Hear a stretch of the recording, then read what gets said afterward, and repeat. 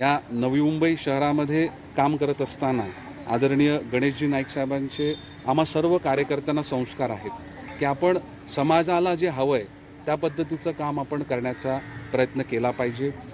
ज्येष्ठांचा सन्मान केला पाहिजे. सर्व समाजातील घटकांना आपण चांगली वागणूक दिली पाहिजे. एखाद्याच्याबद्दल द्वेष भावना, एखाद्याचा अपमान करणं, अवमान करणं, त्याला अपशब्द देणं हे आपल्या भारतीय संस्कृतीमध्ये नाही आहे. त्यामुळे प्रत्येकाचा सन्मान करत आपण आपली वाटचाल पुढे नेली पाहिजे आणि आपण आलेल्याला एक सन्मानाची वागणूक दिली पाहिजे.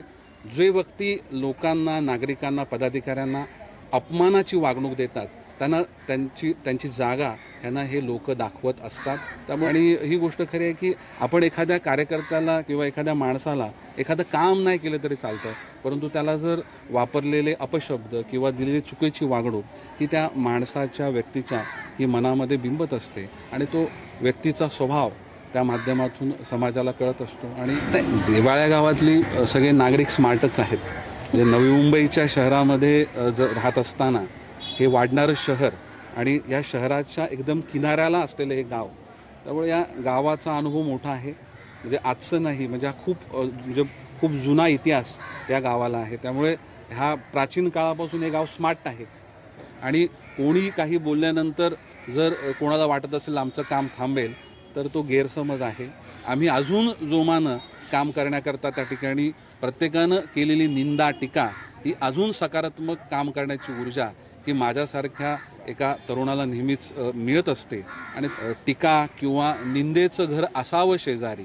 आपण जेव्हा एखाद्याने निंदा केली आणि ती समाज उपयोगी कार्यक्रमाकरता असेल, ज्येष्ठ नागरिकांच्या विषयी असेल, इतर विषय असेल, तर मग नक्कीच मग त्यामध्ये अजून जोमानं काम करण्याची गरज आहे. कारण आपण जे काम करतोय ते बरोबर आहे ह्याचे संकेत कुठेतरी अनुषंगानं मिळत असतात. जेव्हा आम्ही विविध नागरिकांशी संवाद साधला, विविध ठिकाणी गेलो, तेव्हा नेमकं विकास कशा करता, एखादं नुसतं बजेट आणणं, एखादं काम करणं आणि त्याचा उपयोगच काही न होणं, तर त्या गोष्टीचं काही म्हणजे अर्थ नाही. म्हणजे मी 100 कोटीचं काम केलं परंतु त्याचा उपयोग हा 5 लोकांना पण झाला नाही, तर त्या कामाची काहीही म्हणजे त्या ठिकाणी म्हणजे काहीतरी बडेजाव करण्याचं निरर्थक ती गोष्ट असेल. त्यामुळे ह्या गावातल्या सर्व नागरिकांच्या भावनांशी आम्ही सोबत आहोत. ज्या ठिकाणी या देवाळ्याच्या गावातल्या लोकांवर अन्याय होईल त्यावेळेस संदीप नाईक त्यांच्यासोबत असेल.